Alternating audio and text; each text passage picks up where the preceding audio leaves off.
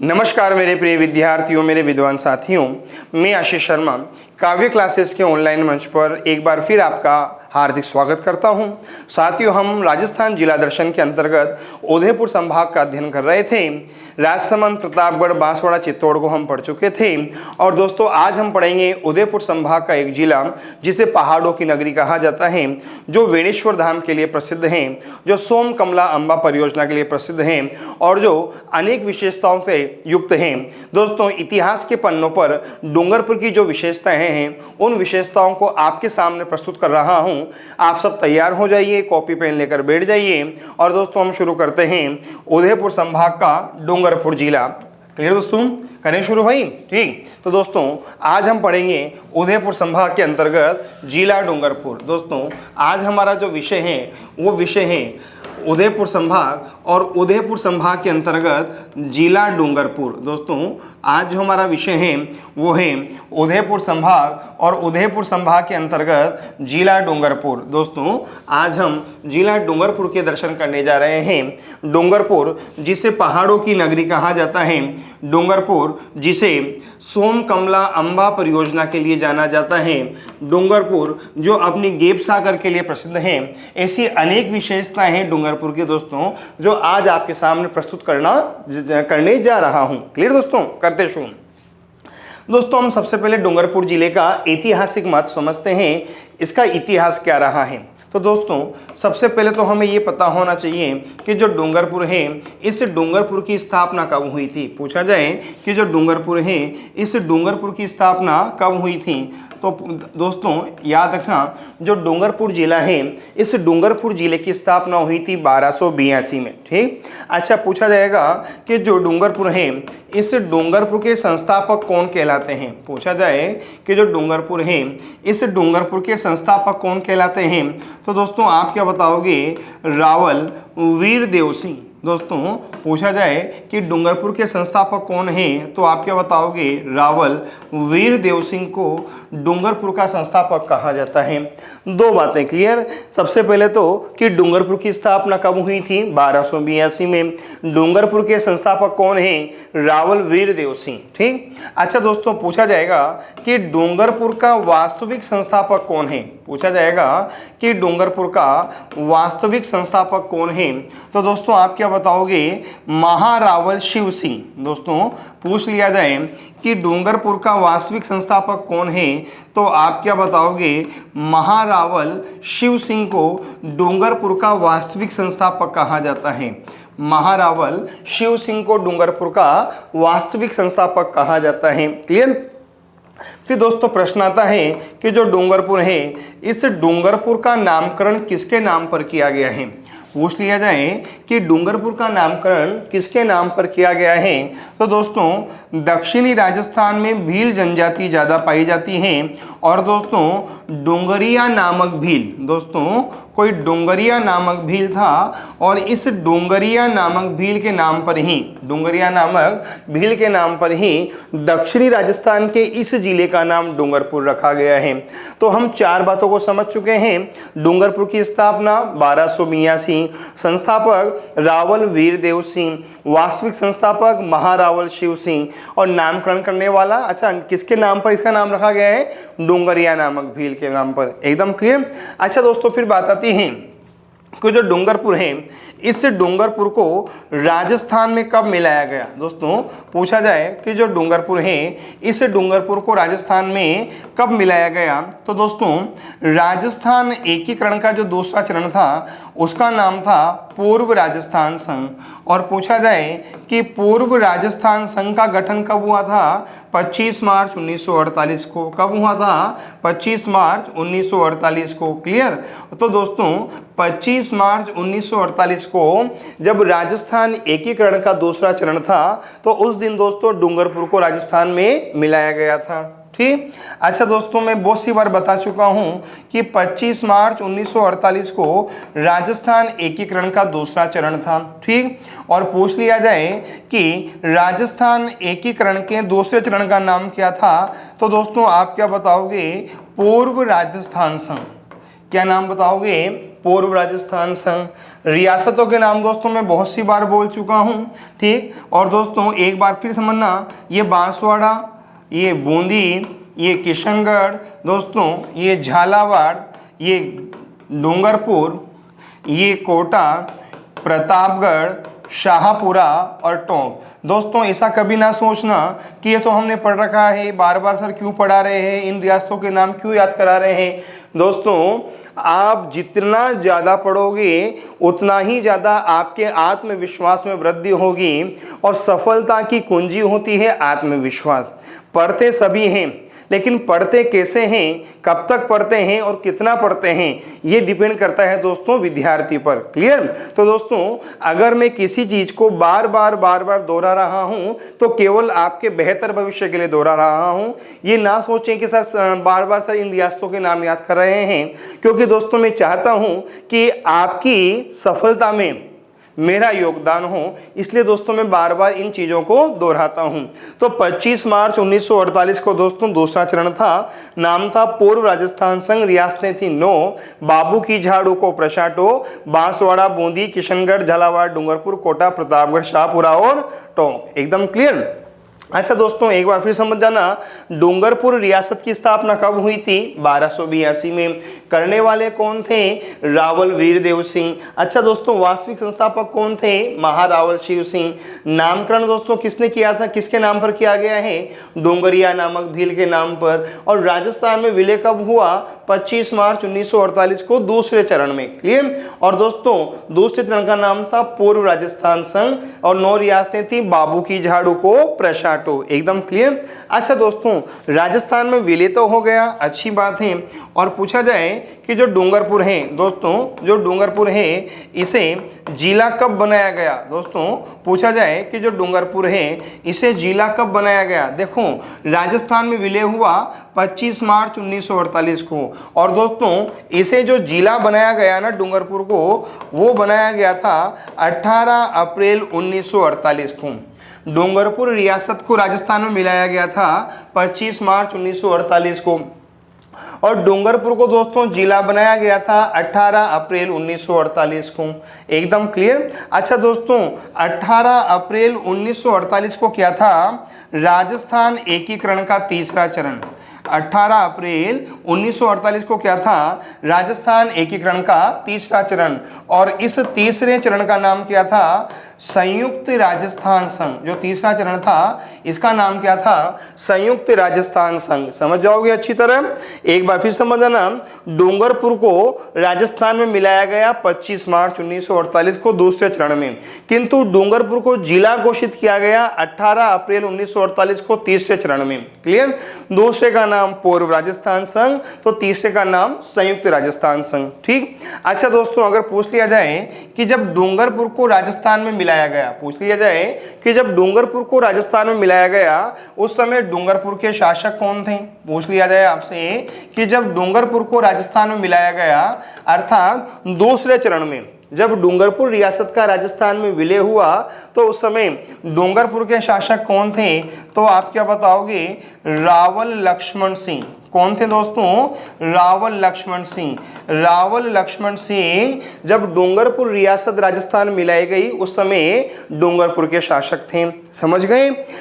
स्थापना 1282। संस्थापक रावल वीरदेव सिंह। वास्तविक संस्थापक महाराव शिव सिंह।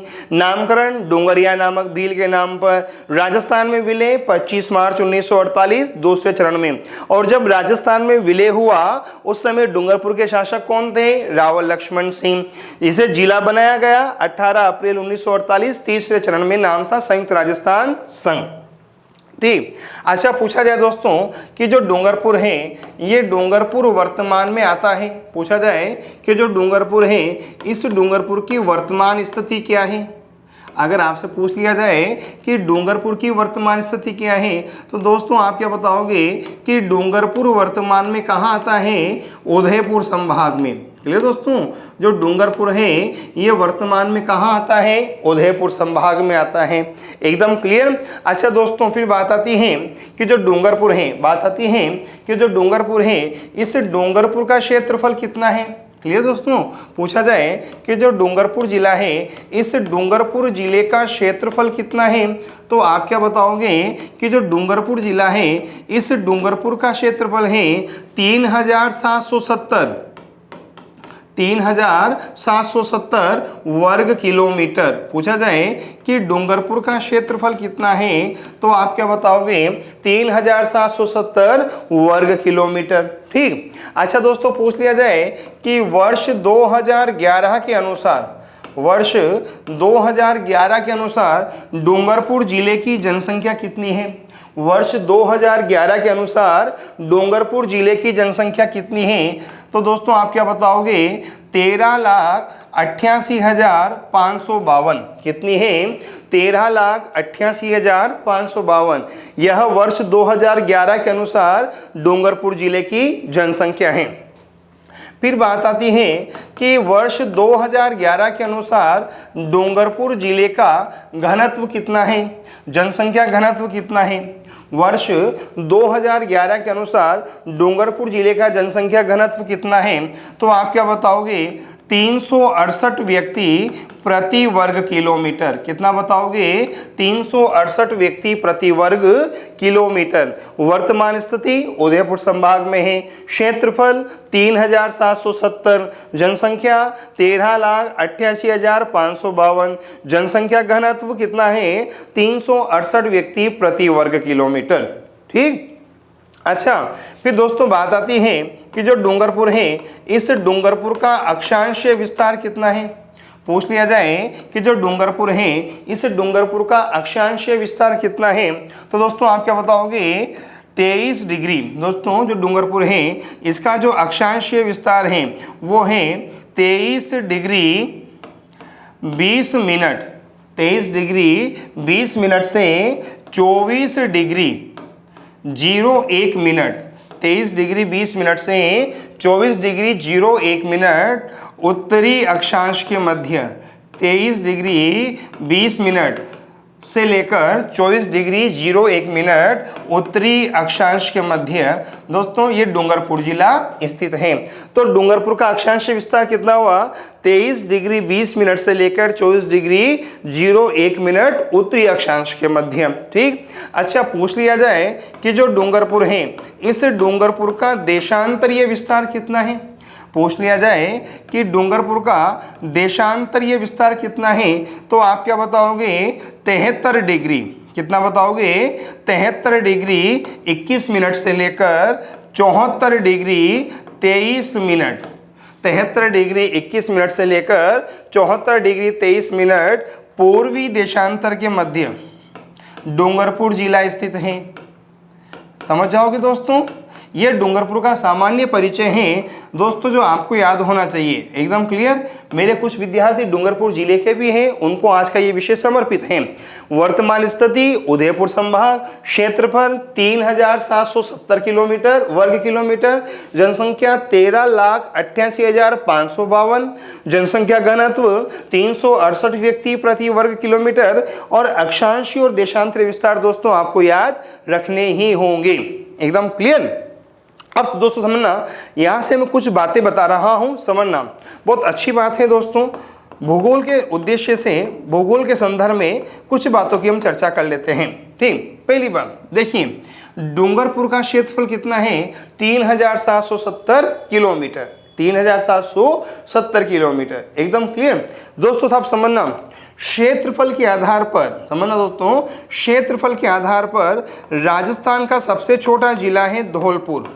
क्षेत्रफल के आधार पर राजस्थान का सबसे छोटा जिला कौन सा है? धौलपुर। धौलपुर के बाद किसका नाम आता है? दौसा का। क्लियर। दौसा के बाद किसका नाम आता है? डूंगरपुर का। किसका नाम आएगा? डूंगरपुर का। डूंगरपुर के बाद किसका नाम आता है? प्रतापगढ़ का। किसका नाम आएगा? प्रतापगढ़ का। और दोस्तों प्रतापगढ़ के बाद किसका नाम आता है? राजसमंद का। किसका नाम आता है दोस्तों? राजसमंद का। समझ जाओगे दोस्तों, प्रतापगढ़ के बाद किसका नाम आता है? राजसमंद का नाम आता है। ठीक दोस्तों। अब समझना, क्षेत्रफल के आधार पर राजस्थान का सबसे छोटा जिला धौलपुर, धौलपुर के बाद दौसा, दौसा के बाद डूंगरपुर, डूंगरपुर के बाद प्रतापगढ़ और फिर राजसमंद। इसका मतलब डूंगरपुर जिला क्षेत्रफल के आधार पर राजस्थान का तीसरा सबसे छोटा जिला है। मतलब डूंगरपुर जिला क्षेत्रफल के आधार पर राजस्थान का तीसरा सबसे छोटा जिला है, पहली बात। दूसरी बात, क्षेत्रफल के आधार पर राजस्थान के 3 छोटे जिले, क्लियर, क्षेत्रफल के आधार पर राजस्थान के 3 छोटे जिले जिस संभाग के अंदर हैं वो कौन सा है? उदयपुर संभाग, क्लियर। क्षेत्रफल के आधार पर राजस्थान के 3 छोटे जिले कहाँ आते हैं दोस्तों? उदयपुर संभाग में, डूंगरपुर, प्रतापगढ़ और राजसमंद। समझ जाओगे, क्षेत्रफल के आधार पर राजस्थान का सबसे छोटा जिला धौलपुर, धौलपुर के बाद दौसा, दौसा के बाद डूंगरपुर, डूंगरपुर के बाद प्रतापगढ़, फिर राजसमंद। ये क्षेत्रफल के आधार पर राजस्थान के सबसे छोटे जिले हैं। तो डूंगरपुर राजस्थान का क्षेत्रफल के आधार पर तीसरा सबसे छोटा जिला है और राजस्थान के 3 जिले जो क्षेत्रफल में बहुत छोटे हैं वो उदयपुर संभाग में हैं, डूंगरपुर, प्रतापगढ़ और राजसमंद। एकदम क्लियर यहां तक? अच्छा दोस्तों, अगली बात समझना। दोस्तों ये बात जो बता रहा हूं ये भी दोस्तों ज्योग्राफी से रिलेटेड है, लेकिन पढ़ लो दोस्तों, जितना आपका भला होगा, जितनी आपकी नॉलेज बड़ी होगी, उतना ही आपका फ्यूचर स्ट्रॉन्ग होगा। ठीक दोस्तों, सब समझना, डूंगरपुर की जनसंख्या कितनी है? 13,88,552 और घनत्व है 368 व्यक्ति प्रति वर्ग किलोमीटर। ठीक, अब दोस्तों सब समझना, एक शब्द होता है दोस्तों लिंगानुपात। दोस्तों एक शब्द होता है लिंगानुपात। ठीक दोस्तों, एक शब्द क्या होता है? लिंगानुपात। और पूछा जाए कि लिंगानुपात का मतलब क्या होता है? पूछा जाए कि लिंगानुपात का मतलब क्या होता है? पूछा जाए दोस्तों कि लिंगानुपात का मतलब क्या होता है? ठीक दोस्तों, तो आप क्या बताओगे? 1000 लड़कों पर जन्म लेने वाली लड़कियों की संख्या, 1000 लड़कों पर जन्म लेने वाली लड़कियों की संख्या क्या कहलाती है? लिंगानुपात।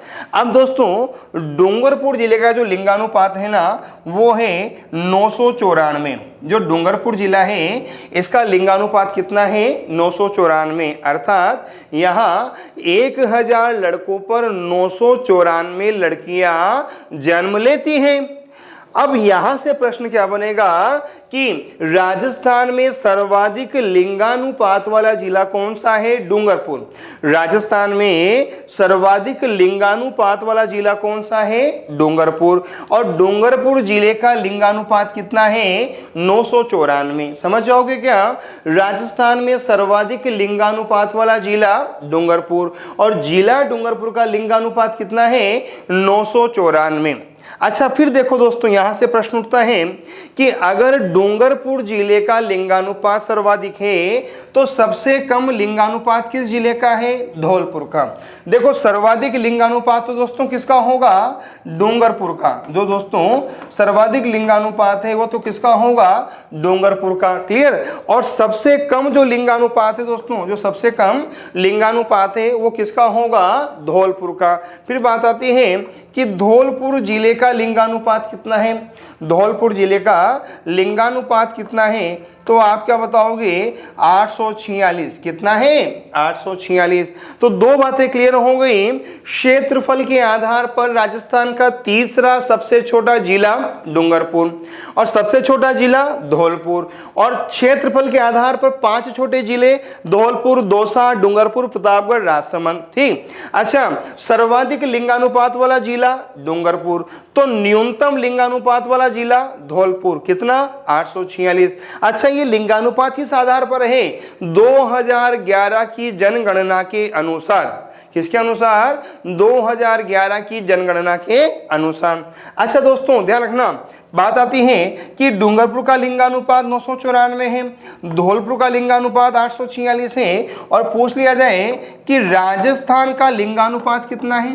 पूछ लिया जाए कि राजस्थान का लिंगानुपात कितना है, 928। कितना है, 928। तीन बातें क्लियर। क्षेत्रफल के आधार पर राजस्थान का तीसरा सबसे छोटा जिला डूंगरपुर, और क्षेत्रफल के आधार पर 5 छोटे जिले याद हो जाएंगे। सर्वाधिक लिंगानुपात वाला जिला डूंगरपुर, कितना, 994। न्यूनतम लिंगानुपात धौलपुर 846, और राजस्थान का लिंगानुपात 928 किसके अनुसार, वर्ष 2011 की जनगणना के अनुसार। यहां तक क्लियर एकदम। बाकी बात चलती। फिर बात आती है कि जो धौलपुर है, इस धौलपुर को किस नाम से जाना जाता है। बात आती है कि जो धौलपुर है इसे किस नाम से जाना जाता है। तो दोस्तों आप क्या बताओगे, धौलपुर को, सॉरी दोस्तों पूछा जाएगा कि डूंगरपुर को किस नाम से जाना जाता है। तो आप क्या बताओगे कि जो डूंगरपुर है इसे कहा जाता है पहाड़ों की नगरी। जो डूंगरपुर है दोस्तों इसे क्या कहा जाता है, पहाड़ों की नगरी। दोस्तों जो डूंगरपुर है इसे किस नाम से जाना जाता है, पहाड़ों की नगरी के नाम से। किस नाम से जाना जाता है दोस्तों, पहाड़ों की नगरी के नाम से जाना जाता है। एकदम क्लियर। अच्छा दोस्तों यहां तक समझ गए अच्छी तरह। चलो अगली बात करते हैं। ठीक, फिर बात आती है कि जो डूंगरपुर है, इस डूंगरपुर के पड़ोस में कौन सा राज्य है। बात आती है कि जो डूंगरपुर है, इस डूंगरपुर के पड़ोस में कौन सा राज्य है। ठीक, तो आप क्या बताओगे, डूंगरपुर के पड़ोस में गुजरात है। अर्थात डूंगरपुर किस राज्य को स्पर्श करता है, गुजरात को। जो डूंगरपुर है ये किस राज्य को स्पर्श करता है, गुजरात को स्पर्श करता है। अच्छा दोस्तों याद रखना, राजस्थान के वह जिले जो डूंगरपुर, जो गुजरात को स्पर्श करते हैं। समझना दोस्तों, राजस्थान के वह जिले कौन कौन से हैं जो डूंगरपुर को स्पर्श करते हैं। तो दोस्तों एक तो डूंगरपुर था। तो दोस्तों राजस्थान के वह जिले जो गुजरात को स्पर्श करते हैं। क्लियर। अच्छा दोस्तों उन जिलों में दोस्तों एक जिले का नाम होगा बांसवाड़ा। क्या नाम होगा, बांसवाड़ा। बांसवाड़ा गुजरात को स्पर्श करता है। क्लियर। एक जिले का नाम होगा बाड़मेर। बाड़मेर भी गुजरात को स्पर्श करता है। ठीक दोस्तों, एक जिले का नाम होगा उदयपुर। उदयपुर भी गुजरात को स्पर्श करता है। एक जिले का नाम होगा सिरोही। सिरोही भी गुजरात को स्पर्श करता है। क्लियर। दोस्तों एक जिले का नाम होगा डूंगरपुर। डूंगरपुर दोस्तों साहब आपके किसको स्पर्श करता है, दोस्तों गुजरात को स्पर्श करता है। ठीक। और दोस्तों एक जिले का नाम होगा जालोर। क्या नाम होगा, जालोर। तो बांसवाड़ा, बाड़मेर, उदयपुर, सिरोही, डूंगरपुर और जालोर कितने जिले हो गए, 6। तो राजस्थान के 6 जिले ऐसे हैं जो गुजरात के साथ सीमा बनाते हैं। राजस्थान के 6 जिले ऐसे हैं जो गुजरात के साथ सीमा बनाते हैं। एकदम क्लियर। और पूछा जाए कि राजस्थान के 6 जिले गुजरात की कितनी सीमा को स्पर्श करते हैं, 1262 किलोमीटर। अर्थात राजस्थान और गुजरात के मध्य 1262 किलोमीटर की अंतरराज्यीय सीमा है। राजस्थान और गुजरात के मध्य 1262 किलोमीटर की क्या है भैया, अंतरराज्यीय सीमा। समझ जाओगे। डूंगरपुर भारत के किस राज्य को स्पर्श करता है, गुजरात। गुजरात को राजस्थान के कितने जिले स्पर्श करते हैं, 6। बांसवाड़ा, बाड़मेर, उदयपुर, सिरोही, डूंगरपुर और जालोर। प्लस गुजरात के साथ राजस्थान की कितनी सीमा स्पर्श करती है, 1262 किलोमीटर। कितनी दोस्तों, 1262 किलोमीटर। क्लियर। चलूं आगे। अच्छा अगली बात, फिर बात आती है कि जो डूंगरपुर है, इस डूंगरपुर के पड़ोसी जिले कौन कौन से हैं। बात आती है कि डूंगरपुर के पड़ोसी जिले कौन कौन से हैं। तो दोस्तों डूंगरपुर का एक पड़ोसी जिला कौन सा होगा, बांसवाड़ा। और दोस्तों दूसरा पड़ोसी जिला कौन सा होगा, उदयपुर। एक तो है बांसवाड़ा और एक है उदयपुर। ठीक दोस्तों, ये दोनों डूंगरपुर को स्पर्श करते हैं। कौन कौन से, बांसवाड़ा और उदयपुर। समझ गए अच्छी तरह। चलो अगली बात, फिर बात आती है कि जो डूंगरपुर है, भी बात आती है कि जो डूंगरपुर जिला है, इस डूंगरपुर जिले की प्रमुख नदियां कौन कौन सी हैं। पूछा जाएगा कि जो डूंगरपुर है, इस डूंगरपुर जिले की प्रमुख नदियां कौन कौन सी हैं। तो दोस्तों डूंगरपुर की अगर प्रमुख नदियों की बात की जाए तो एक का नाम होगा सोम, एक का नाम होगा माही, एक का नाम होगा जाखम। सोम, माही जाखम। क्लियर? एक का नाम होगा कमला और एक का नाम होगा अंबा।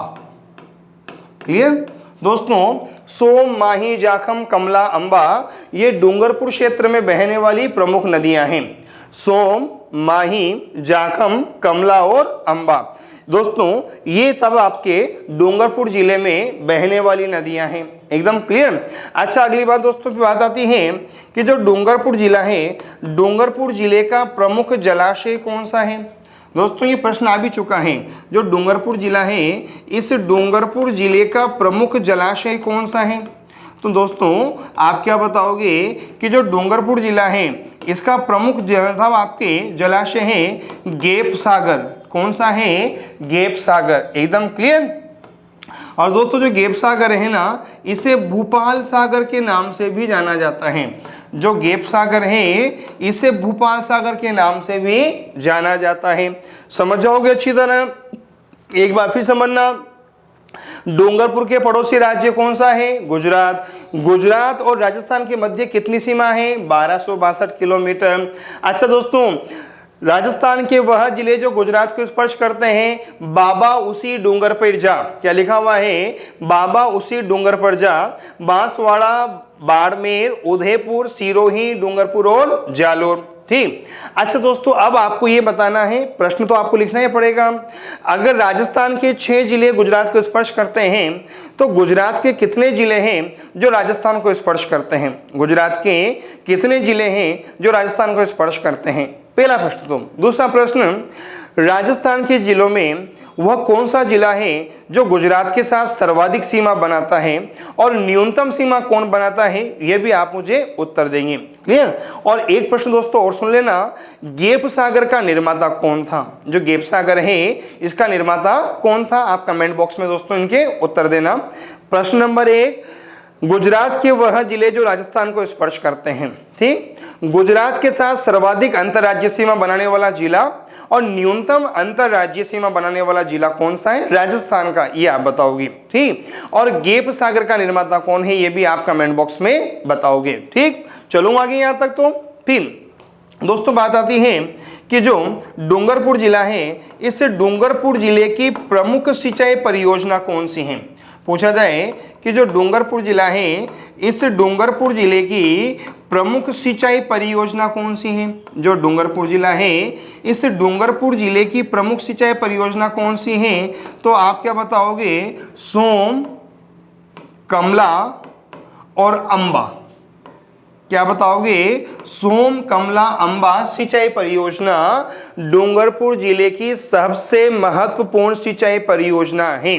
समझ जाओगे? डूंगरपुर जिले की प्रमुख परियोजना सोम, कमला, अंबा परियोजना। समझ जाओगे? कौन सी परियोजना? सोम, कमला, अंबा परियोजना। एकदम क्लियर? अच्छा दोस्तों, अब एक प्रश्न दे रहा हूं बहुत अच्छा। सोम, कमला, अंबा परियोजना किन 2 नदियों पर निर्मित की गई है? समझना, सोम, कमला, अंबा परियोजना किन 2 नदियों पर निर्मित की गई है? इन 3 नदियों में से 2 नदियों पर सोम, कमला, अंबा परियोजना है। उन नदियों के नाम आपको कमेंट बॉक्स में लिखने हैं। समझ गए?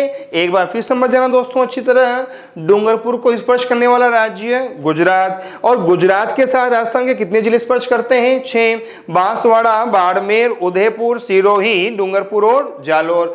और गुजरात और राजस्थान के मध्य कितनी अंतरराज्यीय सीमा है?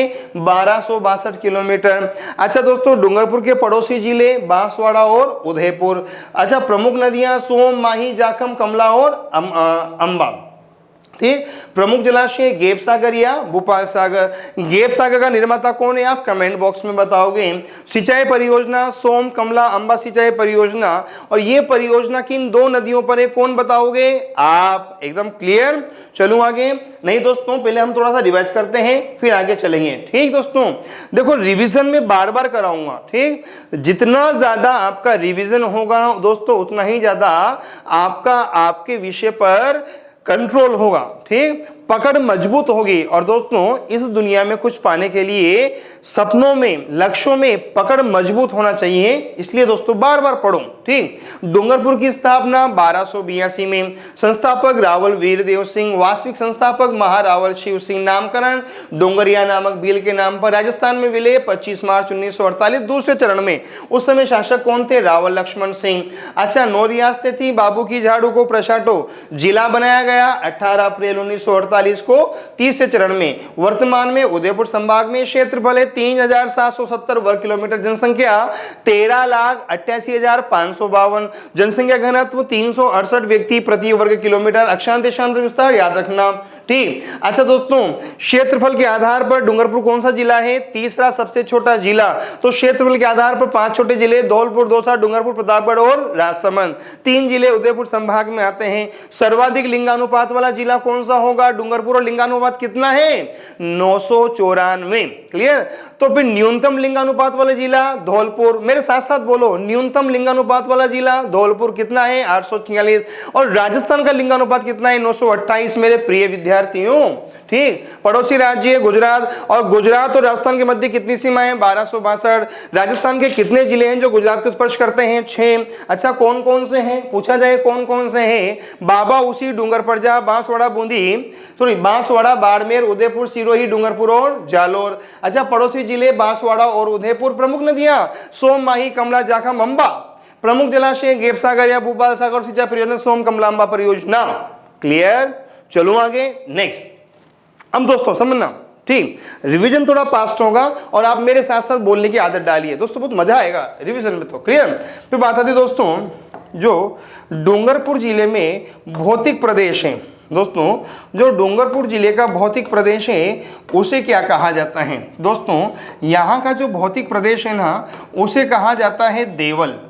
क्या कहा जाता है? देवल। समझ जाओगे ना? तो दोस्तों फिर बात आती है कि जो देवल है ये किन 2 जिलों में संयुक्त रूप से है? तो दोस्तों मैंने पहले बताया था आपको कि बांसवाड़ा और डूंगरपुर, बांसवाड़ा और डूंगरपुर में, बांसवाड़ा और डूंगरपुर में जो मैदान है ना, उस मैदान को साहब आपके क्या कहा जाता है? देवल। अर्थात बांसवाड़ा और डूंगरपुर के मध्य जो मैदानी क्षेत्र है उस मैदानी क्षेत्र का नाम क्या है? देवल। 56 का मैदान तो कहाँ है? बांसवाड़ा और प्रतापगढ़। बताया था ना मैंने? ठीक, हाँ बरो हाँ हाँ। और देवल का मैदान बांसवाड़ा और डूंगरपुर के मध्य है। अच्छा, पूछा जाए कि जो डूंगरपुर है ये राजस्थान की किस दिशा में आता है? सब जानते हैं, दक्षिणी दिशा में। कहाँ आता है? दक्षिणी दिशा में। एकदम क्लियर? अच्छा चलो दोस्तों अब आगे की चर्चा करते हैं। अब बात आती है कि जो डूंगरपुर है दोस्तों, फिर बात आती है कि जो डूंगरपुर है इस डूंगरपुर जिले के प्रमुख व्यक्तित्व कौन थे? क्लियर दोस्तों? बात आती है कि जो डूंगरपुर है इस डूंगरपुर जिले में प्रमुख व्यक्तित्व कौन कौन थे? क्लियर दोस्तों? दोस्तों ये बहुत अच्छी बात है कि डूंगरपुर जिले में प्रमुख व्यक्तित्व कौन कौन हुए। ठीक, ये दोस्तों आपके किसान आंदोलन में, जनजाति आंदोलन में भी जुड़ जाता है। ठीक, और इस टॉपिक को बहुत अच्छी तरह पढ़ना, मैं बहुत अलग तरीके से पढ़ाने की कोशिश कर रहा हूँ। ठीक, नंबर 1 दोस्तों, अगर हम डूंगरपुर जिले के व्यक्तित्व की बात करें तो दोस्तों एक नाम आएगा भोगीलाल पांड्या। क्या नाम आएगा? भोगीलाल पांड्या। समझ जाओगे? डूंगरपुर जिले के साथ आपके जो व्यक्तित्व हैं, इन व्यक्तित्व में दोस्तों आपके जो एक व्यक्तित्व होगा उसका नाम क्या होगा? भोगीलाल पांड्या। अर्थात जो भोगीलाल पांड्या हैं, इन भोगीलाल पांड्या का जन्म कहाँ हुआ था? डूंगरपुर में हुआ था। एकदम क्लियर? अब दोस्तों जो भोगीलाल पांड्या है ना, इन्हें कहा जाता है वागड़ का गांधी। दोस्तों जो भोगीलाल पांड्या हैं, इन्हें कहा जाता है वागड़ का गांधी। क्या कहा जाता है? वागड़ का गांधी। भोगीलाल पांड्या कहाँ के निवासी थे? डूंगरपुर के। और भोगीलाल पांड्या क्या कहलाते हैं? वागड़ का गांधी। पहली बात क्लियर? अच्छा दोस्तों अगली बात समझना, जो भोगीलाल पांड्या हैं दोस्तों, इनके द्वारा 2 संस्थाएं बनाई गई थी। दोस्तों इन भोगीलाल पांड्या के द्वारा 2 संस्थाएं बनाई गई थी और एक संस्था का नाम था बागड़ सेवा मंदिर। इन्होंने 2 संस्थाओं की स्थापना की थी और उन 2 संस्थाओं में एक का नाम था बागड़ सेवा मंदिर, तो दोस्तों एक संस्था का नाम था सेवा संघ। क्लियर दोस्तों। जो भोगीलाल पांड्या हैं, इन भोगीलाल पांड्या के द्वारा दो संस्थाओं की स्थापना की गई थी। एक का नाम था बागड़ सेवा मंदिर और एक का नाम था सेवा संघ। बागड़ सेवा मंदिर और सेवा संघ के संस्थापक कौन थे? भोगीलाल पांड्या। समझ जाओगे अच्छी तरह। अगली बात दोस्तों, ठीक दोस्तों, जो भोगीलाल पांड्या हैं, इन भोगीलाल पांड्या को साहब आपके जाना जाता है डूंगरपुर प्रजामंडल की स्थापना के लिए। दोस्तों जो भोगीलाल पांड्या हैं, इन्हें जाना जाता है डूंगरपुर प्रजामंडल की स्थापना के लिए। क्लियर, अर्थात भोगीलाल पांड्या के द्वारा ही डूंगरपुर प्रजामंडल की स्थापना की गई थी। एकदम क्लियर। जो भोगीलाल पांड्या हैं, इनके द्वारा ही डूंगरपुर प्रजामंडल की स्थापना की गई थी। और पूछा जाएगा कि जो डूंगरपुर प्रजामंडल है, पूछा जाएगा कि जो डूंगरपुर प्रजामंडल है, इसकी स्थापना कब की गई थी? तो आप क्या बताओगे? 28 मई 1945 को। कब की गई थी? 28 मई 1945 को। प्रश्न नंबर 1, भोगीलाल पांड्या कहाँ के निवासी थे? डूंगरपुर के। भोगीलाल पांड्या कहलाते हैं वागड़ का गांधी। इनके द्वारा दो संस्थाएं बनाई गई थी, वागड़ सेवा मंदिर और सेवा संघ। डूंगरपुर प्रजामंडल की स्थापना किसने की थी? भोगीलाल पांड्या ने। अच्छा दोस्तों, भोगीलाल पांड्या के द्वारा डूंगरपुर प्रजामंडल की स्थापना कब की गई थी? 28 मई 1945 को। क्लियर। अच्छा दोस्तों ध्यान रखना, जो डूंगरपुर प्रजामंडल है, इसके साहब आपके जो सदस्य थे ना दोस्तों, इसके जो सदस्य थे वो 3 व्यक्ति थे। अर्थात इसके संस्थापक सदस्यों में 3 व्यक्ति सम्मिलित थे। एक व्यक्ति का नाम था भोगीलाल पांड्या, एक का नाम तो क्या था? भोगीलाल पांड्या। ठीक, डूंगरपुर प्रजामंडल की स्थापना में 3 व्यक्तियों का नाम है। क्लियर, एक का नाम भोगीलाल पांड्या। ठीक दोस्तों, एक का नाम था श्री हरिदेव जोशी। क्या नाम था रे मेरे भैयाओं? श्री हरिदेव जोशी। ठीक दो। और दोस्तों एक का नाम था गौरी शंकर उपाध्याय। फिर दोस्तों क्या नाम था? गौरी शंकर उपाध्याय। समझ जाओगे क्या रे भैयाओं? ठीक, डूंगरपुर प्रजामंडल की स्थापना में 3 व्यक्तियों का योगदान था, भोगीलाल पांड्या, हरिदेव जोशी और गौरीशंकर उपाध्याय। क्लियर। अच्छा दोस्तों, फिर बात आती है कि जो डूंगरपुर प्रजामंडल है, इस डूंगरपुर प्रजामंडल का समाचार पत्र कौन सा था? अर्थात डूंगरपुर प्रजामंडल ने किस समाचार पत्र के माध्यम से जन जागृति लाने का प्रयास किया था? तो दोस्तों आपका आंसर होगा सेवक समाचार पत्र। आपका आंसर क्या होगा? सेवक समाचार पत्र। समझ जाओगे क्या? ठीक, अर्थात सेवक समाचार पत्र डूंगरपुर प्रजामंडल के द्वारा प्रकाशित संपादित पहला समाचार पत्र था। ठीक, और दोस्तों सेवक समाचार पत्र की विशेषता पूछी जाए कि सेवक समाचार पत्र की विशेषता क्या है, तो आप क्या बताओगे कि सेवक समाचार पत्र राजस्थान का प्रथम हस्तलिखित, सेवक समाचार पत्र राजस्थान का प्रथम हस्तलिखित, सेवक समाचार पत्र राजस्थान का प्रथम हस्तलिखित समाचार पत्र कहलाता है। समझ जाओगे ना अच्छी तरह दोस्तों? ठीक, तो एक बार फिर समझना अच्छी तरह। डूंगरपुर के प्रमुख व्यक्तित्व में पहला व्यक्ति कौन होगा? भोगीलाल पांड्या। भोगीलाल पांड्या का जन्म का नाम क्या था? वागड़ का गांधी। भोगीलाल पांड्या के द्वारा किसकी स्थापना की गई थी? बागड़ सेवा मंदिर और सेवा संघ की। भोगीलाल पांड्या ने किसकी स्थापना की थी? डूंगरपुर प्रजामंडल की। कब की थी? 28 मई 1945 को। अच्छा, डूंगरपुर प्रजामंडल में साहब कितने व्यक्ति शामिल थे? 3, भोगीलाल पांड्या, हरिदेव जोशी और गौरीशंकर उपाध्याय। ठीक, अच्छा, भोगीलाल पांड्या के द्वारा डूंगरपुर प्रजामंडल के द्वारा कौन से समाचार पत्र का प्रकाशन किया गया था? सेवक समाचार पत्र। और इसकी विशेषता क्या है? यह राजस्थान का प्रथम हस्तलिखित समाचार पत्र है। हाँ या ना? क्लियर। चलूं आगे। अब एक प्रश्न दे रहा हूं, बहुत अच्छा प्रश्न है ये, तृतीय श्रेणी शिक्षक भर्ती में आ भी चुका है। और प्रश्न यह है कि अच्छा दोस्तों, प्रश्न यह है कि श्री हरिदेव जोशी संविधान निर्माण सभा में गए थे। श्री हरिदेव जोशी संविधान निर्माण सभा में गए थे, तो श्री हरिदेव जोशी राजस्थान के किस क्षेत्र से संविधान निर्माण सभा के लिए चुने गए थे? उस क्षेत्र का नाम बताना। एकदम क्लियर। चलिए आगे। चलो आगे यहाँ तक भोगीलाल पांड्या वाली बात क्लियर हो गई। अब अगली बात समझना दोस्तों, अगली बात। ठीक दोस्तों, फिर बात आती है कि डूंगरपुर प्रजामंडल, डूंगरपुर क्षेत्र की और अगली अस्थिता आपके कौन सी है। तो दोस्तों ध्यान रखना, जो डूंगरपुर क्षेत्र में जो प्रमुख व्यक्तित्व है इनमें था आपके एक नाम होगा गोविंद गिरी का। दोस्तों जो डूंगरपुर क्षेत्र है यहाँ दोस्तों था आपके जो अगला व्यक्तित्व होगा वो कौन सा होगा, स्वामी गोविंद गिरी। कौन होगा, स्वामी गोविंद गिरी। और स्वामी गोविंद गिरी साहब कहाँ के थे, डूंगरपुर के थे। कहाँ के थे दोस्तों, डूंगरपुर के थे। ठीक दोस्तों 2017 में साहब आपके दोस्तों 2017 में दोस्तों द्वितीय श्रेणी शिक्षक भर्ती का शिक्षक भर्ती की परीक्षा हुई थी।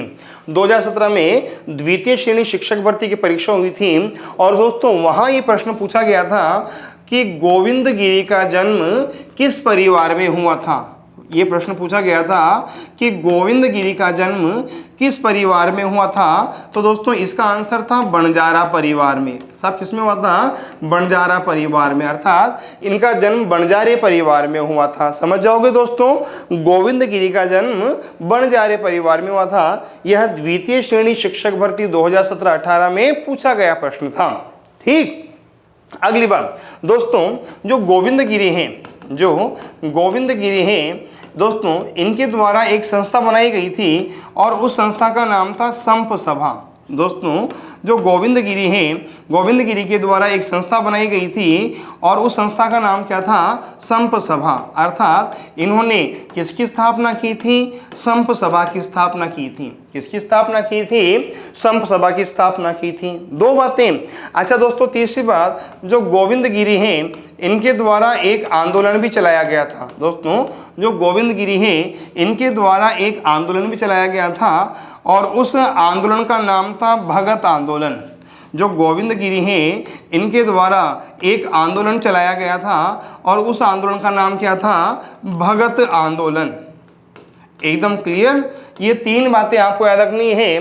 गोविंद गिरी का जन्म किस परिवार में हुआ था, बंजारे परिवार में।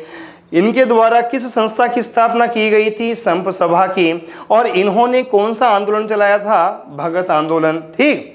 अच्छा दोस्तों पूछा जाए कि जो गोविंद गिरी हैं, गोविंद गिरी के गुरु कौन थे। पूछा जाए कि जो गोविंद गिरी हैं, गोविंद गिरी के गुरु कौन थे, तो आप क्या बताओगे, स्वामी दयानंद सरस्वती। पूछा जाए कि गोविंद गिरी के गुरु कौन थे, तो आप क्या बताओगे, स्वामी दयानंद सरस्वती। समझ गए मेरी बात। ठीक।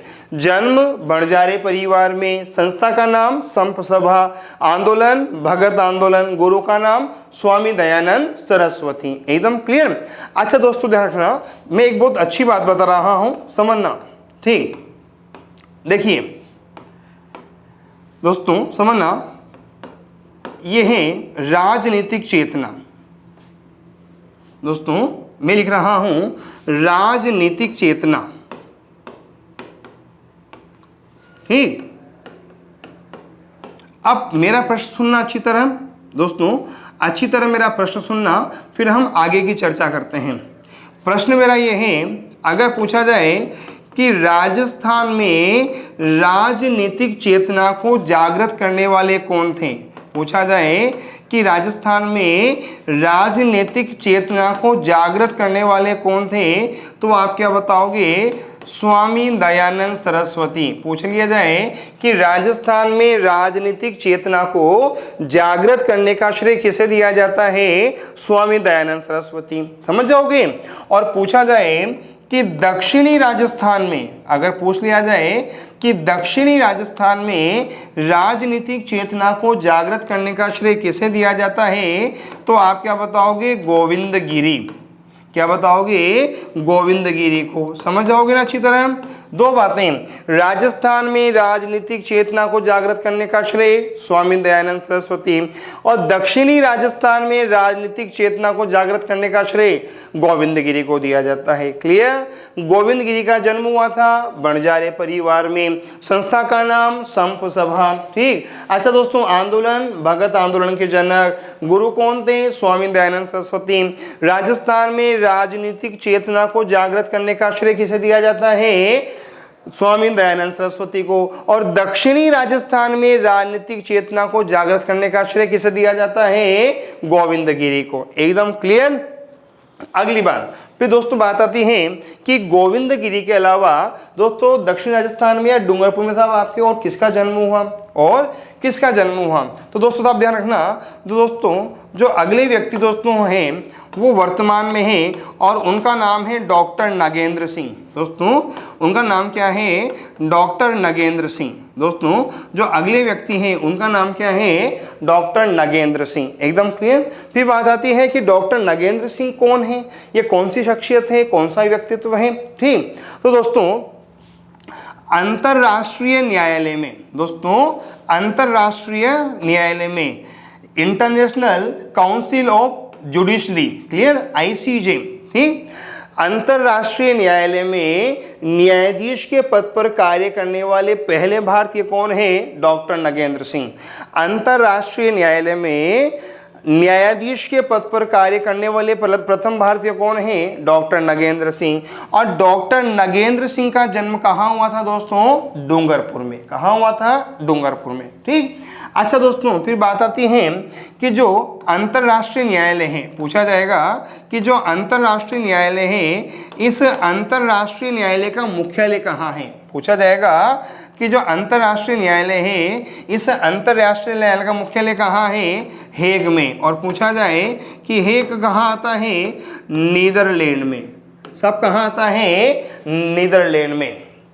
समझ जाओगे, अंतर्राष्ट्रीय न्यायालय का मुख्यालय वर्तमान में कहाँ है? हेग में। और दोस्तों हेग कहाँ आता है? नीदरलैंड में। अच्छा पूछ लिया जाए कि अंतर्राष्ट्रीय न्यायालय में कुल कितने न्यायाधीश होते हैं? 15। पूछ लिया जाए कि अंतर्राष्ट्रीय न्यायालय में कुल कितने न्यायाधीश होते हैं, तो आप क्या बताओगे? 15। समझ जाओगे दोस्तों अच्छी तरह। पूछ लिया जाए कि अंतर्राष्ट्रीय न्यायालय में कुल कितने न्यायाधीश होते हैं? 15। ठीक, अच्छा दोस्तों फिर बात आती है कि अंतर्राष्ट्रीय न्यायालय में अब तक कितने भारतीय न्यायाधीश बनकर जा चुके हैं? तो एक तो कौन गए हैं? नागेंद्र सिंह, क्लियर। एक तो कौन गए हैं? नागेंद्र सिंह। एक कौन गए हैं? दलवीर भंडारी। दोस्तों कौन गए हैं? दलवीर भंडारी। एकदम क्लियर। अच्छा दोस्तों फिर कौन गए हैं? BN राव। कौन जा चुके हैं? BN राव। ठीक, और एक कौन जा चुके हैं? RS पाठक। कौन जा चुके हैं? RS पाठक। नागेंद्र सिंह, दलवीर भंडारी, BN राव और RS पाठक, ये 4 ऐसे भारतीय थे जो अंतर्राष्ट्रीय न्यायालय में न्यायाधीश के रूप में काम कर चुके हैं। समझ जाओगे क्या? यह 4 भारतीय नागेंद्र सिंह, दलवीर भंडारी, BN राव और RS पाठक, ठीक, ये चारों वर्तमान में, ये चारों अंतर्राष्ट्रीय न्यायालय में न्यायाधीश के पद पर कार्य कर चुके हैं। हाँ या ना? डन। चलूँ आगे। एक बार फिर समझना, डॉक्टर नागेंद्र सिंह का जन्म हुआ था डूंगरपुर में और दोस्तों ये अंतर्राष्ट्रीय न्यायालय में चुने जाने वाले पहले भारतीय न्यायाधीश थे। अंतर्राष्ट्रीय न्यायालय का मुख्यालय है नीदरलैंड में, हेग में, क्लियर। अंतर्राष्ट्रीय न्यायालय में कुल कितने न्यायाधीश होते हैं? 15। अब तक भारत के 4 व्यक्ति अंतर्राष्ट्रीय न्यायालय में जा चुके हैं, नागेंद्र सिंह, दलवीर भंडारी, BN राव और RS पाठक। एकदम क्लियर। अच्छा दोस्तों आपसे पूछ लिया जाए कि वर्तमान में, अगर आपसे पूछ लिया जाए कि वर्तमान में अंतर्राष्ट्रीय न्यायालय का अध्यक्ष कौन है, अगर आपसे पूछ लिया जाए कि वर्तमान में अंतर्राष्ट्रीय न्यायालय का अध्यक्ष कौन है, तो आप क्या बताओगे? मोहम्मद यूसुफ। अगर आपसे पूछा जाए कि वर्तमान में अंतर्राष्ट्रीय न्यायालय का अध्यक्ष कौन है, तो आप क्या बताओगे? मोहम्मद यूसुफ अब्दुल्ला कारावी। मोहम्मद यूसुफ अब्दुल्ला कारावी वर्तमान में अंतर्राष्ट्रीय न्यायालय के अध्यक्ष हैं। और पूछा जाए कि मोहम्मद यूसुफ अब्दुल्ला कारावी कहाँ के हैं? सोमालिया के। कहाँ के हैं दोस्तों? ये सोमालिया के। समझ गए क्या अच्छी तरह? Govind Giri clear, doctor Nagendra Singh clear और अंतर्राष्ट्रीय न्यायालय की जानकारी भी आपके क्लियर। चलो आगे। फिर बात आती है कि डूंगरपुर में और किस शख्सियत का जन्म हुआ? डूंगरपुर में और दोस्तों किस शख्सियत का जन्म हुआ? तो दोस्तों डूंगरपुर में एक बालिका का जन्म हुआ था जिसे कहा जाता है कालीबाई। क्या कहा जाता है? कालीबाई। ठीक, दोस्तों नामुमकिन इस दुनिया में कुछ भी नहीं, फिर भी लोग अपने इरादे तोड़ देते हैं। और चाहत हो किसी को दिल से पाने की तो सितारे भी अपनी जगह छोड़ देते हैं। और दोस्तों ये पंक्तियां अगर किसी व्यक्तित्व पर सटीक होती हैं तो वह है कालीबाई। मात्र 13 वर्ष की उम्र, कितनी उम्र? मात्र 13 वर्ष की उम्र। और जोश था, जुनून था, जज्बा था, चाहत थी, पागलपन था अपने गुरु को बचाने का। नहीं डरी। उस जमाने में दोस्तों जब भारत गुलाम था, रियासतों के अधीन था, अंग्रेजों के अधीन था। क्लियर? और इस कालीबाई नामक महिला ने अपने गुरु को बचाने के लिए अपने प्राण दे दिए और इतिहास के पन्नों पर स्वर्णिम अक्षरों में अपना नाम लिखकर चली गई। कौन? कालीबाई। ठीक दोस्तों, जो कालीबाई है ना दोस्तों, ये कालीबाई डूंगरपुर के रास्तापाल गांव की रहने वाली थी। दोस्तों जो कालीबाई है ना, ये कालीबाई किस गांव की रहने वाली थी? डूंगरपुर के रास्तापाल गांव की। समझा ना? जो कालीबाई है ये डूंगरपुर के रास्तापाल गांव की रहने वाली थी। और दोस्तों इस बालिका की उम्र थी केवल 13 वर्ष। कितनी उम्र थी? 13 वर्ष। और दोस्तों 13 वर्ष की उम्र में इस बालिका ने अपना बलिदान दे दिया था। दोस्तों 13 वर्ष की उम्र में इस बालिका ने अपना बलिदान दे दिया था। और पूछा जाए कि इसका बलिदान कब हुआ था तो आप क्या बताओगे? 19 जून 1947 को। 19 जून 1947 को कालीबाई शहीद हो गई थी अपने अध्यापकों को बचाने के लिए। और दोस्तों इसके द्वारा अपने 2 अध्यापकों को बचाने के लिए बलिदान दिया गया था। और उन 2 अध्यापकों में एक तो थे सेंगा भाई। एक कौन थे? सेंगा भाई। और एक का नाम था नाना भाई। क्लियर? ये अपने अध्यापकों नाना भाई खाट और सेंगा भाई को बचाते हुए शहीद हो गई थी। और कब शहीद हो गई थी? 19 जून 1947 को। और किस गांव में शहीद हो गई थी? रास्तापाल गांव में। और दोस्तों इस घटना को कहा जाता है रास्तापाल कांड। दोस्तों इस घटना को क्या कहा जाता है? रास्तापाल कांड। एकदम क्लियर? रास्तापाल कांड कहाँ हुआ था? डूंगरपुर में। कब हुआ था? 19 जून 1947 को। क्लियर? अच्छा दोस्तों रास्तापाल कांड में किसका बलिदान हुआ था? कालीबाई का। और कालीबाई अपने 2 गुरुओं को बचाने के लिए शहीद हुई थी। एक का नाम था सेंगाबाई और एक का नाम था नाना भाई। एकदम क्लियर? दोस्तों भारत में गुरु के सम्मान की जो परंपरा है उस परंपरा को अगर आधुनिक युग में किसी बालिका के द्वारा निभाया गया है तो वह है दोस्तों कालीबाई। गुरुर ब्रह्मा गुरुर विष्णु गुरुर देव महेश्वर और गुरुर साक्षात परम ब्रह्म तस्मै श्री गुरुवे नमः। अगर इन पंक्तियों को चरितार्थ किया है तो किसने किया है? कालीबाई ने। नमन है इस बालिका को जो इतिहास के पन्नों पर शहीद हो गई और स्वर्णिम अक्षरों में अपना नाम लिखकर चली गई और गुरु शिष्य की परंपरा को चिरकाल तक अमर कर गई। एकदम क्लियर? तो कालीबाई का जन्म कहाँ होता? रास्तापाल गांव की थी। 13 वर्ष की आयु में बलिदान हो गया। और दोस्तों बलिदान कब हुआ था? 19 जून 1947 को। और इस घटना का नाम है रास्तापाल कांड। और ये अपने 2 गुरुओं को बचाने के लिए शहीद हुई थी। नाम था सेंगा भाई और नाना भाई। एकदम क्लियर? चलूं आगे। अच्छा भी दोस्तों बात आती है कि दोस्तों इसके अलावा डूंगरपुर में और किस शख्सियत का जन्म हुआ तो दोस्तों हम क्या बताएंगे? डूंगरपुर में गौरी देवी का भी जन्म हुआ था। दोस्तों जो डूंगरपुर है दोस्तों आपकी में किसका जन्म हुआ था? गौरी देवी का। और पूछा जाए गौरी देवी कौन है तो आप क्या बताओगे कि गौरी देवी बागड़ की मीरा कहलाती हैं। गौरी देवी साहब क्या कहलाती हैं? बागड़ की मीरा कहलाती हैं। समझ जाओगे गौरी देवी को क्या कहा जाता है? बागड़ की मीरा कहा जाता है। ठीक। अच्छा दोस्तों मैं एक प्रश्न देना भूल गया था लेकिन प्रश्न दे रहा हूं, लिखना। राजस्थान सरकार के द्वारा कालीबाई के सम्मान में कौन सा पुरस्कार दिया जाता है?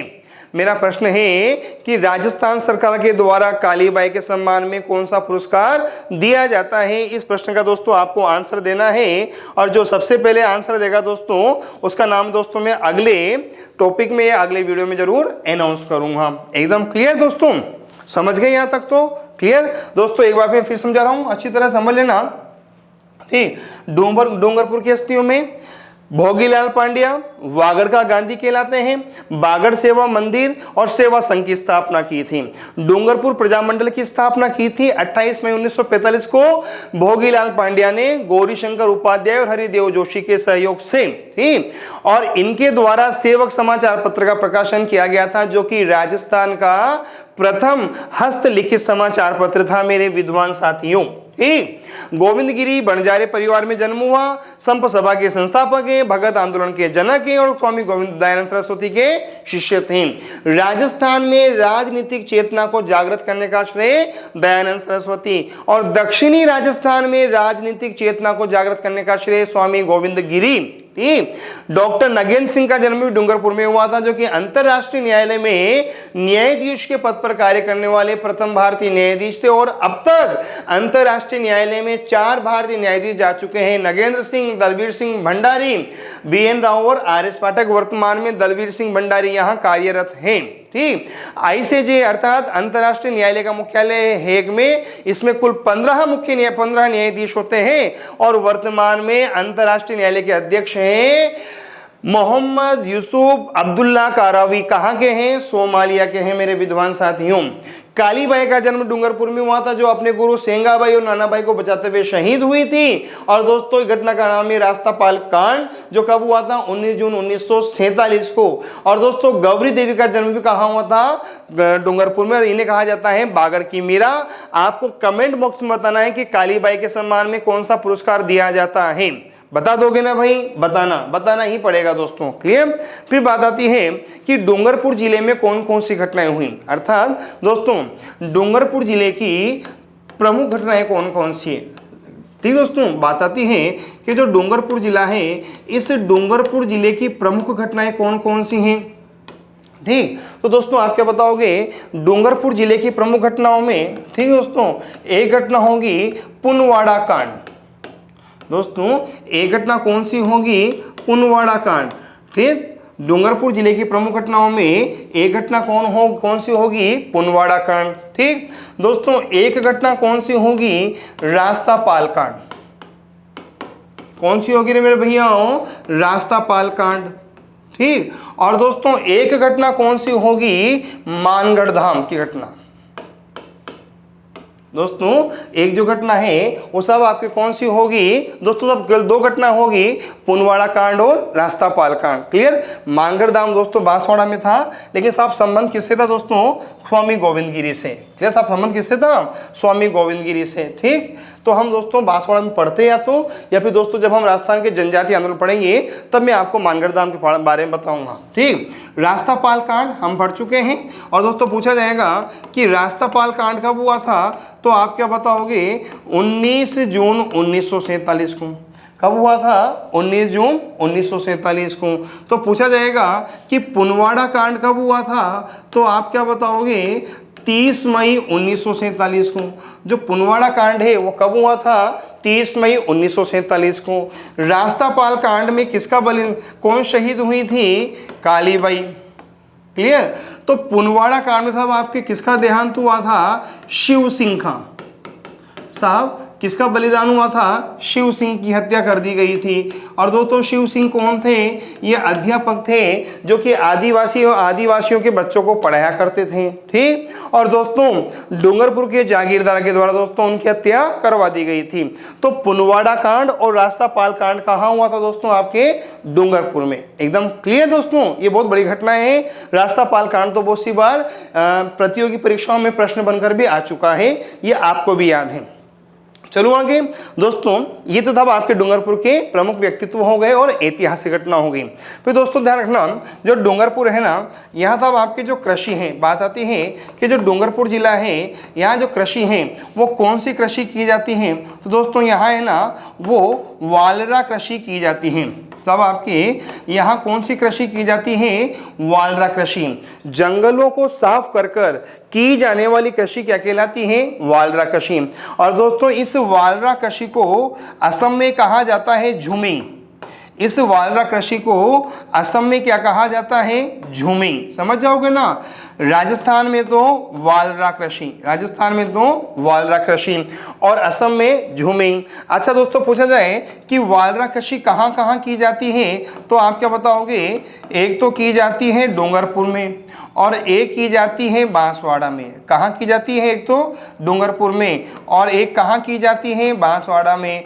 और पूछ लिया जाए कि वालरा कृषि का मतलब क्या होता है, पूछ लिया जाए कि वालरा कृषि का मतलब क्या होता है, तो आप क्या बताओगे कि जंगलों को साफ करके की जाने वाली कृषि क्या कहलाती है? वालरा कृषि कहलाती है। समझ जाओगे ना, जंगलों को साफ कर की जाने वाली कृषि क्या कहलाती है? वालरा कृषि कहलाती है। और इस वालरा कृषि को साहब आपके असम में क्या कहा जाता है? झूमिंग। क्लियर? अच्छा दोस्तों, बात आती है कि जो डूंगरपुर जिला है, इस डूंगरपुर जिले का प्रमुख खनन क्षेत्र कौन सा है? क्लियर?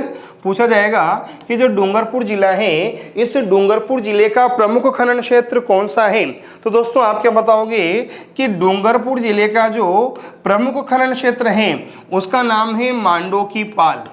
ठीक, जो डूंगरपुर जिला है इसका जो प्रमुख खनन क्षेत्र है वो कौन सा है? मांडो की पाल। ठीक, डूंगरपुर जिले का प्रमुख खनन क्षेत्र कौन सा है? मांडो की पाल। क्लियर? और पूछा जाए कि मांडो की पाल किस उत्पादन के लिए प्रसिद्ध है?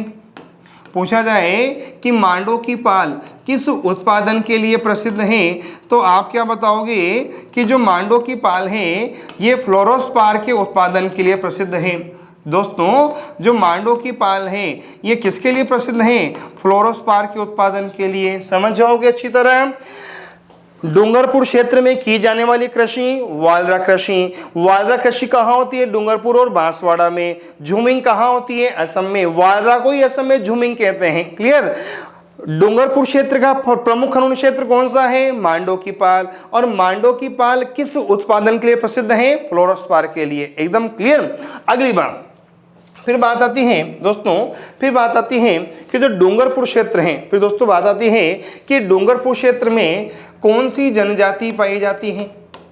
पूछा जाएगा कि डूंगरपुर क्षेत्र में कौन सी जनजाति प्रमुख रूप से पाई जाती है, तो आप क्या बताओगे? डामोर।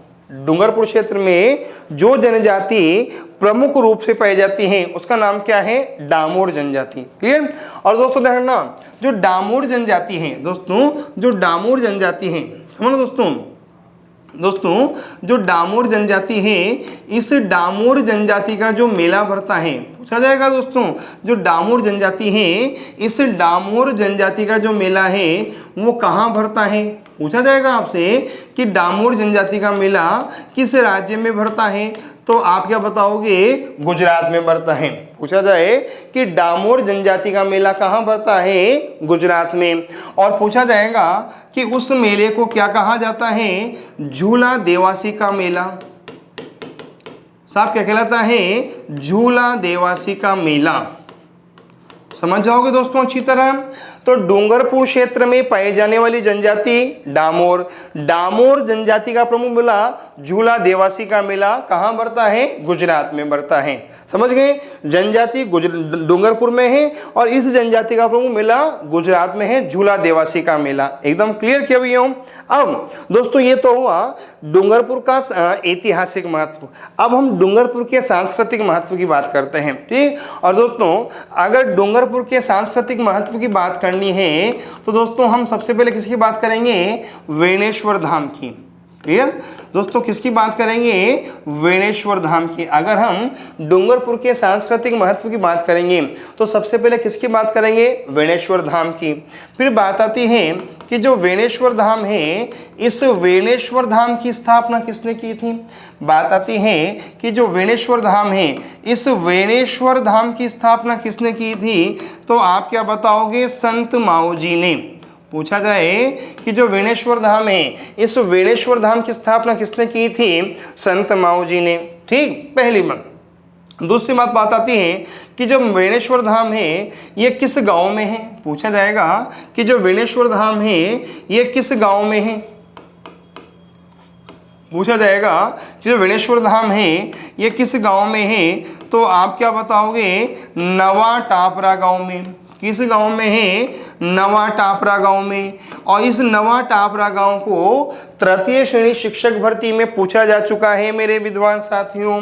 पूछ लिया जाए कि जो वेणेश्वर धाम है ये किस तहसील में है, तो आप क्या बताओगे? आसपुर में है। जो वेणेश्वर धाम है ये किस तहसील में है? आसपुर में है। ठीक। अच्छा, पूछा जाए कि जो वेणेश्वर धाम है, पूछा जाए जो वेणेश्वर धाम है यहाँ किसकी पूजा होती है? पूछ लिया जाए आपसे कि वेणेश्वर धाम में किसकी पूजा होती है, तो आप क्या बताओगे कि वेणेश्वर धाम भारत का एकमात्र ऐसा स्थान है जहाँ खंडित शिवलिंग की पूजा होती है। वेणेश्वर धाम भारत का एकमात्र ऐसा स्थान है जहां खंडित शिवलिंग की पूजा होती है। समझ जाओगे? वेणेश्वर धाम भारत का एकमात्र ऐसा स्थान है जहां खंडित शिवलिंग की पूजा होती है। अच्छा, एक प्रश्न लेना दोस्तों। ठीक, बहुत अच्छा प्रश्न दे रहा हूं, थोड़ा भारत के इतिहास से है। ठीक, समझना मेरा प्रश्न क्या है। भारत में शिव पूजा का आरंभ कब हुआ और शिवलिंग पूजा का आरंभ कब हुआ? मेरा प्रश्न क्या है, भारत में शिव पूजा का आरंभ कब हुआ और शिवलिंग पूजा का आरंभ कब हुआ? समझ गए क्या? प्रश्न एक बार और सुनना। भारत में शिव पूजा का आरंभ तो कब हुआ और शिवलिंग पूजा का आरंभ कब हुआ? अच्छा, एक प्रश्न और लिखना। राजस्थान का वह कौन सा दुर्ग है, राजस्थान का वह कौन सा दुर्ग है जहां लिंगोद्भव शिवलिंग की पूजा की जाती है? राजस्थान का वह कौन सा दुर्ग है जहां लिंगोद्भव शिवलिंग की पूजा की जाती है? क्लियर? अब हम मुद्दे पे आते हैं। वेणेश्वर धाम की स्थापना की थी संत माओ जी ने। गांव का नाम था नवा टापरा गांव, तहसील आसपुर, और पूजा खंडित शिवलिंग की। पूरे भारत में केवल एकमात्र यही जगह दोस्तों जहां खंडित शिवलिंग की पूजा होती है। फिर पूछा जाएगा दोस्तों कि वेणेश्वर धाम में मेले का आयोजन कब किया जाता है? ये शिक्षक भर्ती 2018 में आया था, सेकंड ग्रेड में। क्लियर? तो दोस्तों ध्यान रखना, वेणेश्वर धाम में माघ पूर्णिमा को, वेणेश्वर धाम में माघ पूर्णिमा को मेले का आयोजन किया जाता है। जो वेणेश्वर धाम है यहाँ माघ पूर्णिमा को मेले का आयोजन किया जाता है। ठीक। और दोस्तों इस मेले को कहा जाता है आदिवासियों का कुंभ। दोस्तों ये जो मेला है इसे कहा जाता है आदिवासियों का कुंभ। समझ जाओ कि कह रहे भैयाओं, इस मेले को क्या कहा जाता है? आदिवासियों का कुंभ। और पूछ लिया जाए कि ये मेला किन 3 नदियों के संगम पर बढ़ता है, तो आप क्या बताओगे? सोम, माही और जाखम, इन 3 नदियों के संगम पर ये मेले का आयोजन किया जाता है। अच्छा दोस्तों एक बात, दोस्तों जो संत माओ जी है ना, दोस्तों जो संत माओ जी हैं इनके द्वारा जिस संप्रदाय की स्थापना की गई थी उसे कहा जाता है निष्कलंक संप्रदाय। दोस्तों ध्यान रखना, संत माओ जी के द्वारा जिस संप्रदाय की स्थापना की गई थी उसे कहा जाता है निष्कलंक संप्रदाय। ठीक। और दोस्तों जो संत माओ जी है ना, इनकी जो वाणी है उसे कहा जाता है चोपड़ा वाणी। ये इनका ग्रंथ भी है, इनकी जो वाणी है उसका नाम है चोपड़ा वाणी। क्लियर? चोपड़ा इनका ग्रंथ का नाम भी है। तो जो संत माओ जी है इनके द्वारा निष्कलंक संप्रदाय की स्थापना की गई थी और इनकी वाणी कहलाती है चोपड़ा वाणी। अब प्रश्न, संत माओ जी की पौत्र वधू का नाम क्या था? ठीक, संत माओ जी की पौत्र वधू का नाम क्या था और उस पौत्र वधू के द्वारा डूंगरपुर में कौन सा मंदिर बनाया गया था और वह मंदिर किन धर्मों से संबंधित है? समझना, संत माओ जी की पौत्र वधू का नाम क्या था, संत माओ जी की पौत्र वधू ने डूंगरपुर में कौन सा मंदिर बनाया था और वह मंदिर किन धर्मों का प्रतिनिधित्व करता है, ये मुझे आप कमेंट बॉक्स में बताना दोस्तों। बहुत अच्छा प्रश्न है। समझ गए? वेणेश्वर धाम कहाँ है? डूंगरपुर में है। स्थापना की थी संत माओ जी ने। गांव का नाम था नवा टापरा गांव, तहसील आसपुर, पूजा खंडित शिवलिंग की। भारत में शिवलिंग की पूजा कब हुई और शिव पूजा कब हुई आप बताओगे। और लिंगोद्भव शिवलिंग की पूजा कहाँ की जाती है आपको बताना ही होगा। मेला बढ़ता है माघ पूर्णिमा को, आदिवासियों का कुंभ कहलाता है, सोम माही जाखम के संगम पर है। और संत माओ जी निष्कलंक संप्रदाय के संस्थापक कहलाते हैं। इनके ग्रंथ और इनकी वाणी का नाम था Chopra Vani. Clear my dears? ठीक। अच्छा दोस्तों, डूंगरपुर जिले में साहब आपके एक स्थान है और उस स्थान का नाम है गालियाकोट। ठीक दोस्तों, डूंगरपुर जिले में एक स्थान है और उसका नाम है गालियाकोट या गलियाकोट। ठीक दोस्तों, या तो आप इसे गालियाकोट कह सकते हैं और दोस्तों कहीं कहीं किताबों में गलियाकोट भी मिलता है। तो दोस्तों शब्दों का थोड़ा थोड़ा अपभ्रंश हो जाता है, इसे आप ज़्यादा सीरियसली ना लें। ठीक, गलियाकोट या गालियाकोट, क्लियर दोस्तों। जो गलियाकोट है वहाँ साहब आपके एक दरगाह है और उस दरगाह का नाम है फखरुद्दीन की दरगाह। साहब किसकी दरगाह है? फखरुद्दीन की दरगाह। गलियाकोट में दोस्तों एक दरगाह है और दरगाह का नाम क्या है? फखरुद्दीन की दरगाह। ठीक, और दोस्तों ये गलियाकोट प्रसिद्ध है, गलियाकोट प्रसिद्ध है क्योंकि दोस्तों यहाँ दाऊदी बोहरा समाज का, यहाँ दाऊदी बोहरा समाज का उर्स आयोजित किया जाता है। यहाँ दाऊदी बोहरा समाज का उर्स आयोजित किया जाता है। एकदम क्लियर दोस्तों, जो गलियाकोट है यहाँ दाऊदी बोहरा समाज का उर्स आयोजित किया जाता है। ठीक, और पूछा जाएगा कब किया जाता है, पूछ लिया जाए कब किया जाता है तो आप क्या बताओगे? मुहर्रम के 27वें दिन। क्लियर, मुहर्रम के 27वें दिन में, एकदम क्लियर, या 27वें मुहर्रम पर। क्लियर, मुहर्रम के 27वें दिन या 27वें मुहर्रम पर था यहाँ दाऊदी बोहरा समाज का उर्स आयोजन किया जाता है। और दोस्तों ये दाऊदी बोहरा समाज का बहुत प्रसिद्ध केंद्र है गलियाकोट और यहाँ फखरुद्दीन की दरगाह है। समझ गए दोस्तों? फिर ध्यान रखना, बात आती है कि डूंगरपुर में कौन कौन से मंदिर हैं। तो दोस्तों ध्यान रखना, डूंगरपुर में एक तो देव सोमनाथ का मंदिर है। क्लियर दोस्तों, डूंगरपुर में एक तो साहब किसका मंदिर है? देव सोमनाथ का मंदिर है। ये कुछ मंदिर है दोस्तों जो मैं आपको बता रहा हूँ। डूंगरपुर में एक तो किसका मंदिर है? देव सोमनाथ का मंदिर है। ठीक दोस्तों, डूंगरपुर में साहब आपके एक मंदिर है और उसका नाम है वेणेश्वर धाम। क्या नाम है? वेणेश्वर धाम। ठीक दोस्तों, इसी प्रकार साहब आपके डूंगरपुर साहब आपके एक मंदिर है और दोस्तों उसका नाम है राज राजेश्वर मंदिर। क्या नाम है दोस्तों? राज राजेश्वर मंदिर। डूंगरपुर में साहब आपके देव सोमनाथ का मंदिर है, वेणेश्वर धाम है, राज राजेश्वर मंदिर है। ये डूंगरपुर जिले के महत्वपूर्ण मंदिर हैं। मैं एक मंदिर छोड़ रहा हूँ क्योंकि वो मेरे प्रश्न से संबंधित था, इसलिए मंदिर का नाम नहीं बताऊंगा। क्लियर, इसलिए दोस्तों जब आप प्रश्न का आंसर देंगे ना कि संत माऊ जी की पौत्र वधु का नाम है और उन्होंने किस मंदिर का निर्माण कराया था, उस मंदिर का नाम मैं छोड़ रहा हूँ क्योंकि वो आपसे पूछा गया प्रश्न है। ठीक, अच्छा दोस्तों फिर बात आती है कि जो डूंगरपुर जिला है, इस डूंगरपुर जिले में कौन कौन से मेलों का आयोजन किया जाता है। अगर आपसे पूछ लिया जाए कि डूंगरपुर जिले में कौन कौन से मेले का आयोजन किया जाता है तो दोस्तों आप क्या बताओगे कि डूंगरपुर जिले में साहब आपके बहुत सारे मेले हैं, लेकिन जो सबसे प्रसिद्ध मेला वो कौन सा है? वेणेश्वर धाम का। कौन सा है? वेणेश्वर धाम का। ठीक, अच्छा दोस्तों फिर दोस्तों बात आती है कि डूंगरपुर जिले में एक क्षेत्र है, डूंगरपुर जिले दोस्तों एक क्षेत्र है और उसका नाम है बरबूदनिया। दोस्तों डूंगरपुर जिले में एक क्षेत्र है और उस क्षेत्र का नाम है बरबूदनिया। क्या नाम है? बरबूदनिया। ये बहुत प्रसिद्ध है दोस्तों, ये जीके के मैटर में है। ठीक, डूंगरपुर जिले में एक क्षेत्र है बरबूदनिया। फिर बात आती है कि बरबूदनिया क्यों प्रसिद्ध है?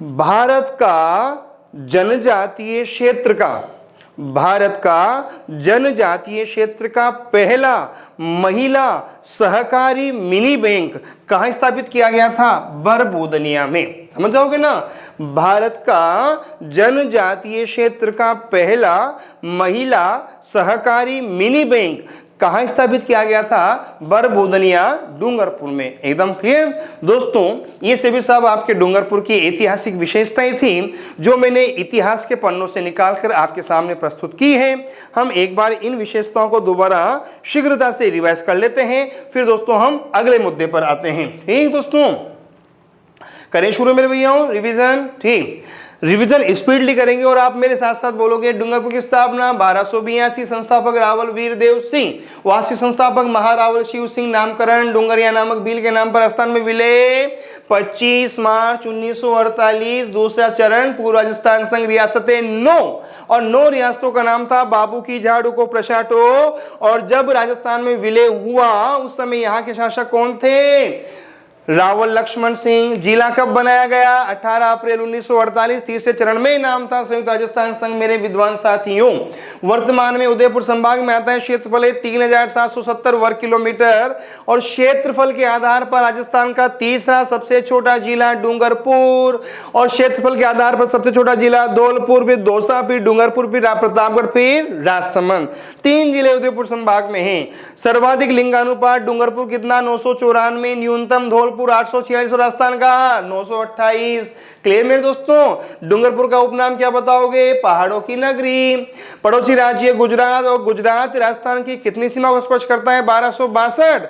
और राजस्थान के कितने जिले डूंगर को गुजरात को स्पर्श करते हैं? 6। बाबू की झाड़ू को प्रशाटो। पड़ोसी जिला बांसवाड़ा, उदयपुर, नदियां सोम, माही, जाखम, कमला, अंबा। प्रमुख जलाशय गेप सागर या भोपाल सागर। निर्माता कौन था? आप बताओगे। सिंचाई परियोजना सोम, कमला, अंबा परियोजना। भौतिक प्रदेश देवल। बांसवाड़ा और डूंगरपुर के बीच में जो मैदानी भाग है वो क्या कहलाता है? देवल। और प्रतापगढ़ बांसवाड़ा में 56 का मैदान। समझ जाओगे। व्यक्तित्व में भोगीलाल पांड्या। स्क्रीनशॉट ले लीजिए अच्छी तरह। गोविंदगिरी अच्छी तरह आप समझ लीजिए दोस्तों इनको। ठीक। कालीबाई रास्ता पालकांड। गौरी देवी वागड़ की मीरा। प्रमुख घटनाएं पुनवाड़ा कांड और रास्तापाल कांड। वालरा कृषि, झुमिंग खनन क्षेत्र, मांडो की पाल दोस्तों। ठीक। जनजातीय डामोर जनजाति, वेणेश्वर धाम के बारे में पूरा देख लीजिए। स्क्रीनशॉट ले लीजिए दोस्तों अच्छी तरह। ठीक। गलियाकोट क्यों प्रसिद्ध है मैंने बता दिया। और दोस्तों बरबूदनिया क्यों प्रसिद्ध है मैंने बता दिया। दोस्तों ये थी डूंगरपुर जिले की महत्वपूर्ण विशेषताएं जो मैंने इतिहास के पन्नों से आपके सामने प्रस्तुत की है। उम्मीद करता हूं दोस्तों आपको ये मेरा प्रयास अच्छा लगा होगा। दोस्तों अगर आपको मेरा प्रयास सार्थक लगा हो तो प्लीज दोस्तों कमेंट के द्वारा बताइए। अगर कोई कमी हो तो सुझाव दे सकते हैं। मैं आपका दोस्त हूं, आपका भाई हूं और दिन प्रतिदिन दोस्तों मैं अपने विषय में सुधार करने का प्रयास करूंगा। दोस्तों प्लीज आप कमेंट करिए, लाइक करिए, शेयर करिए और प्लीज प्लीज प्लीज काव्य क्लासेस के यूट्यूब चैनल को सब्सक्राइब करिए और पास वाला जो बेल आइकन है उसे दबाइए ताकि आगे आने वाले जो वीडियो है उनका नोटिफिकेशन आपको शीघ्र अतिशीघ्र मिल जाए। काव्य आपके साथ था, आपके साथ और आपके साथ रहेगा। थैंक यू सो मच मेरे प्रिय